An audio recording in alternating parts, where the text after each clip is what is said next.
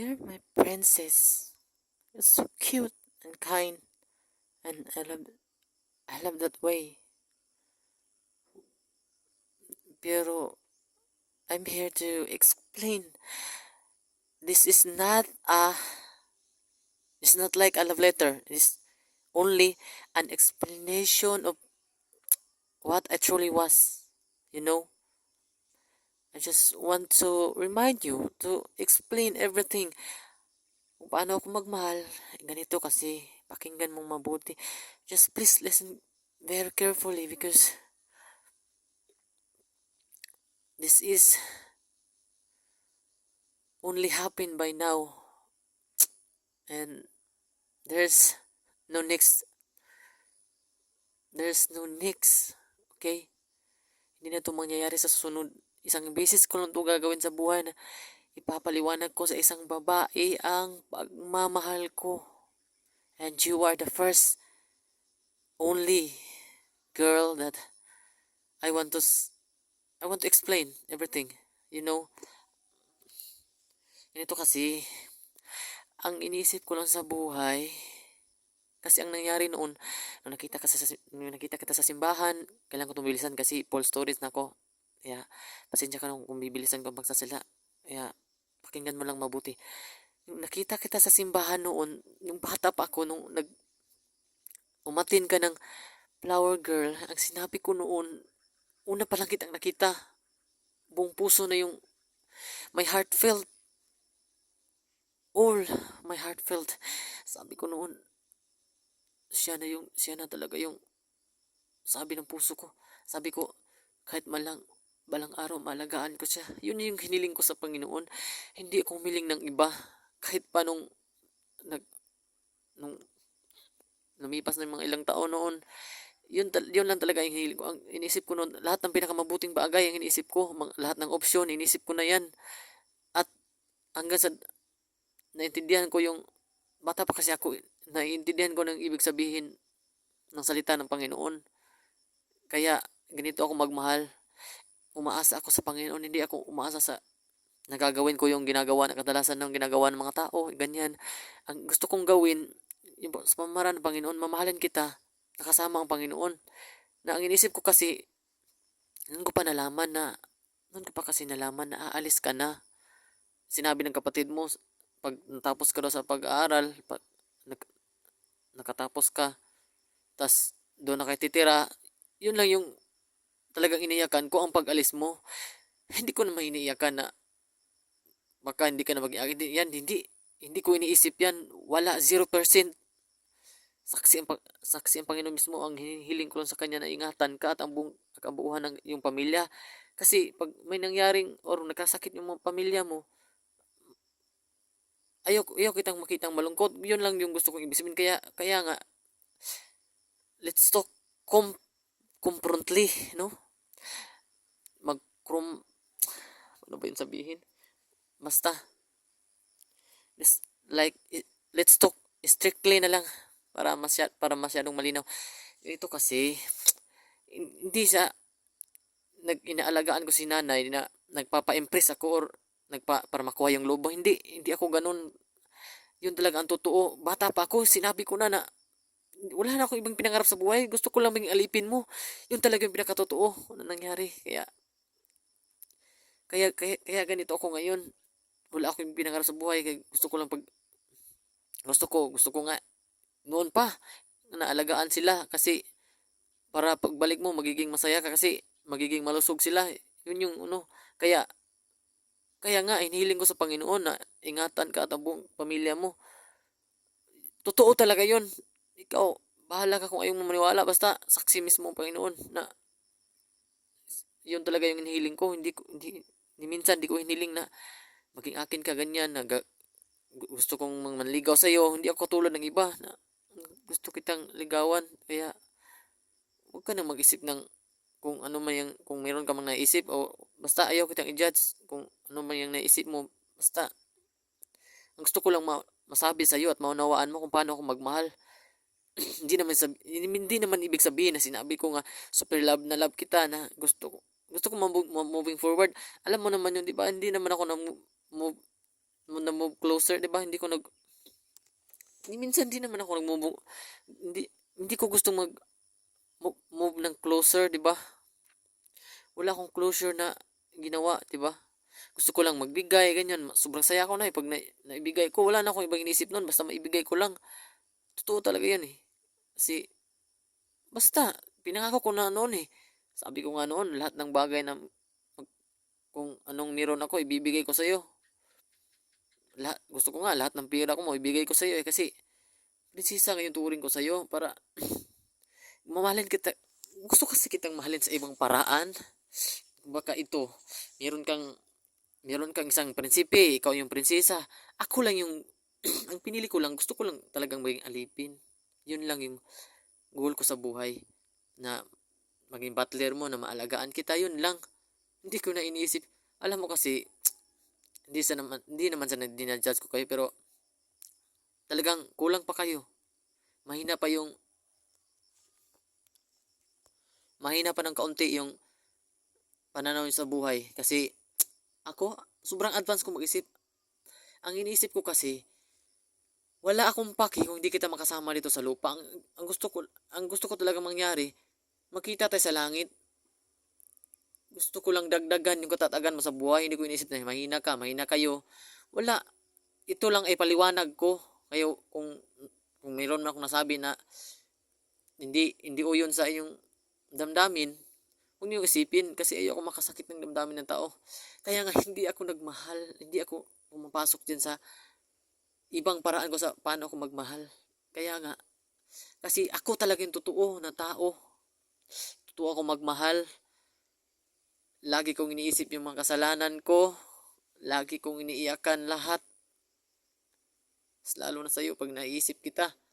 Pero hindi sa dahil nasasaktan ako dahil sa'yo. Nasasaktan ako kasi totoo akong nagmamahal. Nasasaktan ako kasi gusto kong ipaliwanag. Matagal ko na itong gustong sabihin. Noon pa, bata pa ako. Lagi na akong umiiyak noon. Kaya nga ayaw ko itong sabihin sa'yo. Baka kasi maging malungkot ka or sana pag nasabi ko to sa'yo, tumawa ka lang. Gusto ko, wag mo na akong isipin kasi alam ko kasi pag sabi ko kasi noon, tanggapin ko lahat ng hirap at kung maubos man yung luha ko sa kakaiyak, magmamahal pa rin ako sa iyo kasi hindi ko na iniisipin kasi ang iniisip ko kasi advance. Pag naligtas ako balang araw, mawawala din yung mga luha ko at mapapawi din yun. Yun yung iniisip ko. Kaya okay lang. Sana wag mo nang isipin na ganito umiiyak ko palagi. Totoo yun.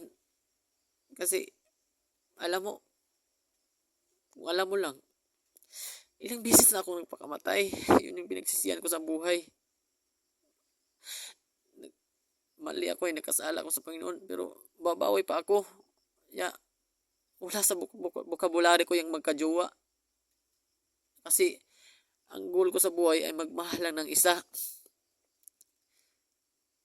At gusto kong ipaliwanag kung paano ako magmahal. Hindi ko ipapaliwanag na ibig kong sabihin na gusto kong moving forward na to become your what, 'di ba? Gusto ko lang basta sana yun lang yung gusto ko talaga ipaunawa sa iyo. Iba akong magmahal sa pamamagitan ng Panginoon at yun ay sa pamamagitan ng gusto kong ibigay sa iyo ang perpektong pagmamahal. Yung kahit nasa malayo maibigay ko. Kaya nga, sa pamamagitan ng Panginoon, siya yung magbibigay nun sa iyo.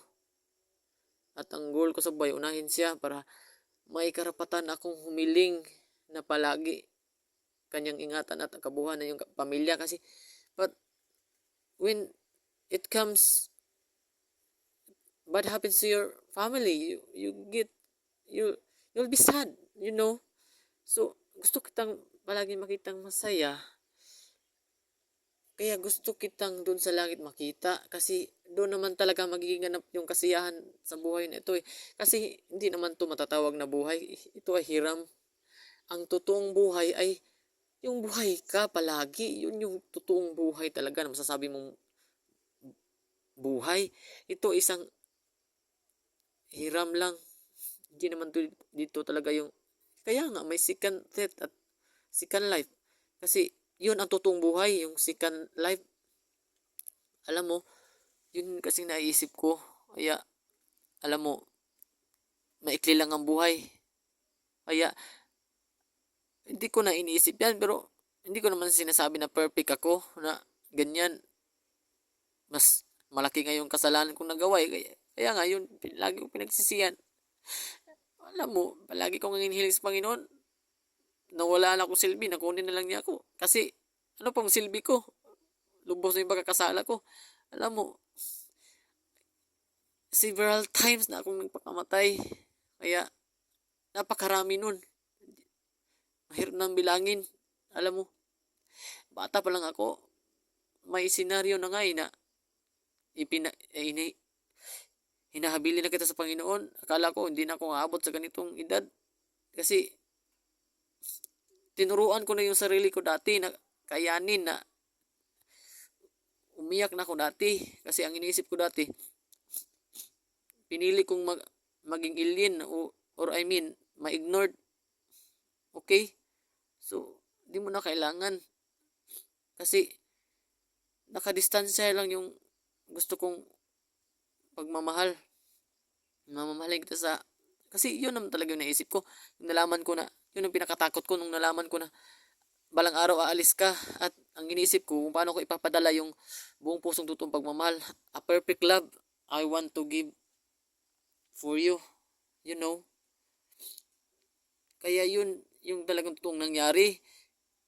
Wala akong, kahit ngayon, mas malinaw ngayong isipan ko ngayon na mas pinakatama yung naisip ko na ganun. Mamahalin kita with the Lord and in the way of the Lord. So, just please say it for yourself, okay? Totoong mahal na mahal kita at ayaw ko itong habaan kasi napakahaba talaga ng kwento ko. Wala itong parang hindi ito matatapos maubos yung stories ng CP ko. Kaya binibilisan ko magsasalita. Gusto ko sana maunawaan mo. Ang hiling ko lang maunawaan mo para makuha mo yung punto ko sa buhay. At mapailiwanag mo sa pamilya mo na pag nagmahal ako sa pamagitan ng Panginoon, hindi ako mamove closer na mag-move ng closer na gusto kong moving forward to become what? Gusto ko lang palagi mo tandaan, gusto kitang maging prinsesa ko pero ang pinili ko, gusto ko lang maging alipin mo. Yun lang talaga yun. Kasi gusto kitang maalagaan, alam mo kasi. Para, gusto ko nga sa pagkain mo, para maging malusog ka. Yun kasi yung iniisip ko. Pero, nilipat ko na yun. Ang pinaka-option ko na lang ay palagi kitang idadalangin sa Panginoon na ingatan at ang kabuuan ng pamilya. Yun lang yung hinihiling ko sa buhay. At sana, kung binigyan mo ako ng pagkakataon na may paliwanag sa'yo, mas maiintindihan mo. Pero dito na lang kasi ayaw mo naman akong magsalita Kaya dito ko lang ipaparating sa video record na ito. Kaya sana maunawaan mo na hindi lang basta love na love kita, super love na love. Yun yung tinawag ko dati sa paano kita minahal. Kasi basta bata pa ako, buo na yung pagmamahal ko sa'yo Di ko rin maintindihan bakit, pero basta super love na love talaga kita. At hindi ko lang maintindihan, palagi kitang namimiss. Yun lang naman yun Kasi yung pagsisilos, nalampasan ko na yan. Yung mga ganyan, mga negatibong pamaraan nila, hindi ko yan ginagaya. Ang kapakanan, ang pinakamabuting bagay ang iniisip ko para sa iyo at para sa pamilya mo. Wala. Kasi, basta, gusto kitang tulungan na makuha yung mga bagay, mawala yung mga bagay na magpapalungkot sa iyo. Yun yung ibig kong sabihin. Yun yung pagmamahal ko. At yung pag nagmahal ako, freedom. Like the freedom of the Lord, he gave to us yung freedom na hindi kayang abutin sa isipan ng tao. Yun yung gusto kong ibigay sa'yo. Yung kahit ni konti hindi ka masasakal na ganyan, na iniisip ko na ganyan na ano, mag mag mag gusto kong mas ano ka sa kahit ano yung ibig ko sabihin yung mahal na mahal kita na parang manasasakal ka kasi pinipilit ko yung sarili ko sa'yo na hindi. Wala. Totoong-totoo talaga na isang freedom na hindi maisip ng tao na basta yun yung gano'n ako magmahal. Yun yung ibig ko sabihin. Kaya sana, dear, manawaan mo. Please, dear, huwag ka nang mag-isip ng ano pa man. Kung balang araw may makaabot pa ako sa ano, magkita pa tayo. May gusto akong ibigay sa'yo, yun na lang. Gusto ko lang kasing malaman mo na tanggapin mo lang yung ibinibigay ko. Wala naman yung meaning. Basta gusto ko lang yung ibigay kasi pag may naibibigay ako sa'yo, sobrang saya ko na. Alam mo kasi, mas lalo na pag nautusan mo ako, ang bilis ko nga eh. Mas nahigitan ko pa si, ano, kasi sa fantasy lang yun eh. Totoo ito sa ano eh. Reality ito eh. Mas, mas masaya nga ako pag nautusan mo ako eh. Kasi, alipin lang nga yung pangarap ko sa buhay. Gusto kong maging utusan mo. Yung ganyan ba? Yung wala. Hindi ako huhingi ng sahod. Natatawa na nga ako eh. Ang, ang, ang ano ko kasi, basta, super, super love na love kasi kita. Yun lang yun. Gusto ko. Kaya nga, yun lang. Basta, intindihin mong mabuti. Sana, sana pakinggan mong mabuti. Ganun lang yung ibig ko sabihin. Kaya, sana pakinggan mo pa yung sa susunod na ay next na video na to. Kaya mamahalin kita hindi dahil sa ay minamahal kita hindi dahil sa gusto ko moving forward na maging ano mo 0% ako dun sa ganun na ano, hindi ko iniisip yung ganun. Kaya kahit pa sobrang mahal kita, lagi ko na lang inihiling sa Panginoon na palagi kanyang iniingatan. Wala akong ibang inihiling. Yun lang yung gusto kong maunawaan mo. Kahit pa palagi akong umiiyak, 0% wala, hindi ko pinipilit yung pagmamahal ko sa iyo. Ang ibig ko lang sabihin, gusto ko maintindihan mo paano ako magmahal, kung bakit ako mag-i-stay, di ba? Pangarap ko yun eh. Pangarap kong ano, magmahal ng isa. Masama ba yun? Kasi ayaw ko talaga makasakit ng damdamin ng tao. Eh, hindi ako pumapasok sa ano, naiiyak na nga ako eh. Kasi ngayon ko lang to sinabi. Ngayon ko lang to ano eh. Hindi, hindi ko to sinasabi. Sa pamilya ko nga, hindi nila alam na nagtataka ka sila eh. Kung ba't ako nagkagano noon.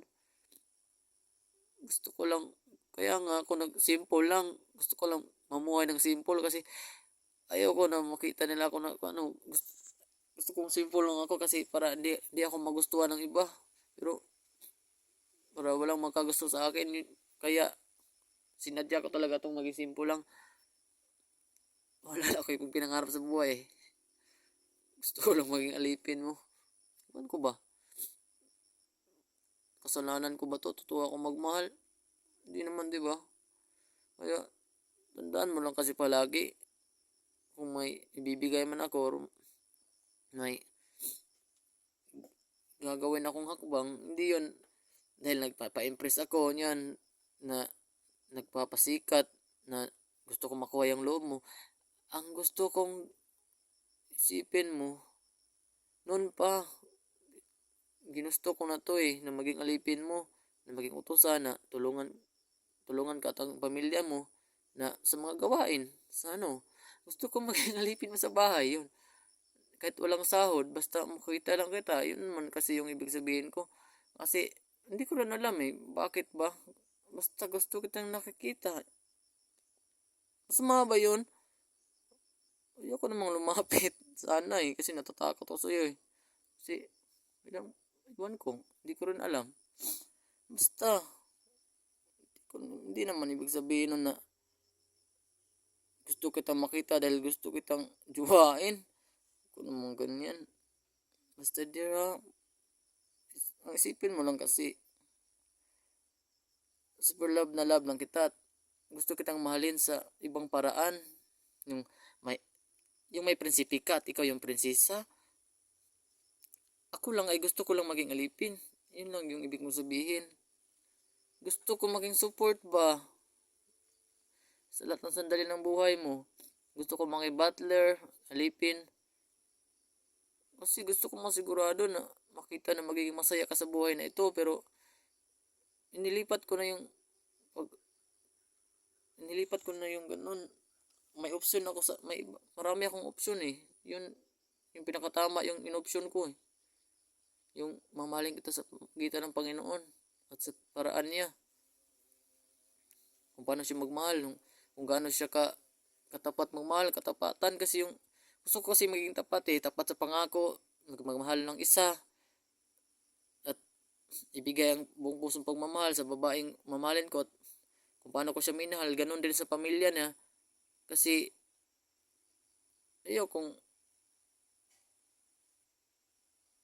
kung gumaya sa iba na nagkamali, gusto ko itama yung pagkakamali ng lahat ng lalaki sa buong mundo na hindi lahat ng lalaki ay parehas. Yun talaga yung goal ko sa buhay. At gusto ko yung maunawaan mo na ganun ako. Tinama ko yung mga pagkakamali ng desisyon nila na nag-decide sila na sa sarili lang nilang pangunawa, hindi sa paraan ng Panginoon, di ba? Ang Panginoon ang nagdadala ng true love, a perfect love, lahat ng bagay nasa Panginoon, ang buhay at ang lakas. Tandaan mo yun. Na super love na love talaga, teka. Kaya wag mo nang isipin na i-ignored ako. Pinili ko na yun. Huwag ka nang masyado. Huwag ka nang mag-isip ng ano pa man, basta just say it for yourself, okay?